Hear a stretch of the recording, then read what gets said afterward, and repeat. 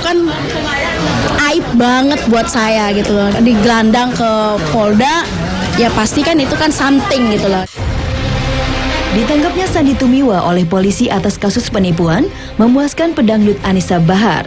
Sebagai pelapor dan saksi korban, Anissa menegaskan akan tetap memantau proses hukum yang bakal dijalani mantan suami Tessa Kaunang itu.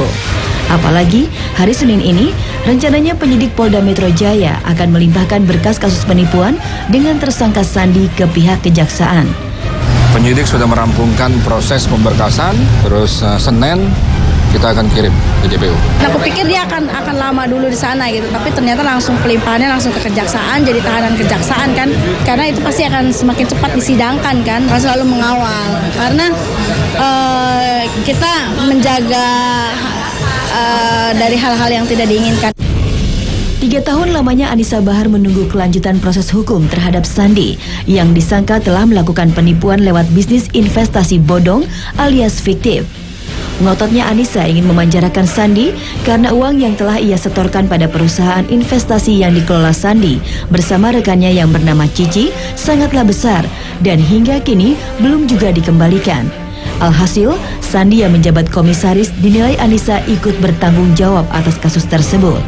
Setelah beberapa tahun dia menghilang, terus minta maaf, terus aku harus maafin, ya enggak lah. Banyak teman-teman aku yang ikut berjuang udah pada meninggal. Mereka mungkin shock karena ada yang rumahnya udah terjual, mobilnya terjual, barang-barangnya terjual. Mereka nggak punya apa-apa lagi. Semua kejahatan Cici dan Sandi. Nah, yang lebih banyak sih Cici. Sandi itu sudah tidak punya rumah ya bang ya, sudah nggak punya mobil. Ya, dia tuh udah nggak punya apa-apa, sudah di bawah sekarang. Andainya dituduhkan penipuan, Sandi hidupnya nggak seperti ini sendiri. Dia tuh kaya pasti, hidupnya senang. Saya tahu dia korban karena saya tahu waktu itu uang-uang dari member itu tidak ada yang ditransfer ke Sandi, tidak ada yang masuk ke Sandi, masuknya ke Ibu Cici atau ke perusahaan itu. Kalau dia korban, Cici korban, terus siapa yang salah? Walaupun ibunda dan mantan istri Sandi membantah sangkaan bahwa Sandi telah menipu, namun Anissa Bahar tidak bergeming. Baginya yang terpenting adalah mengetahui siapa yang bersalah dan bertanggung jawab pada kasus investasi fiktif yang diikutinya.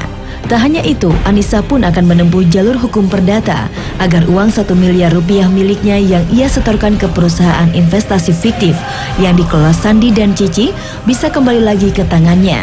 Kita sih akan upayakan perdatanya nanti setelah pidananya. Tapi paling tidak efek jera itu sudah ada.